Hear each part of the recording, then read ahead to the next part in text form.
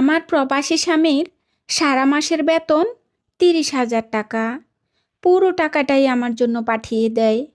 এখান থেকে আমি কারেন্ট বিল দেওয়ার জন্য রাখলাম 1500 টাকা।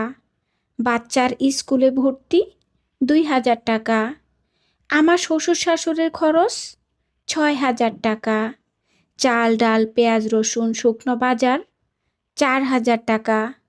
সবজি খরচ 3000 টাকা। আর মাছ মাংস 4000 টাকা। কিস্তি আছে 5000 টাকা। আর বাকি রইল মাত্র 4-5 হাজার টাকা। এই টাকাটাও মাসের কোনো না কোনো দরকারি কাজে লেগে যাবে।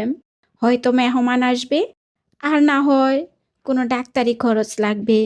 হ্যাঁ, এটাই আমাদের জীবন। আমার প্রবাসী স্বামীর বেতন খুবই সীমিত। আমরা কি করে জমাবো টাকা? বাহির থেকে সবাই ভাবে আমার স্বামী প্রতি মাসে লক্ষ লক্ষ টাকা কামাই করে, আর সেই টাকা আমার কাছেই পাঠায়।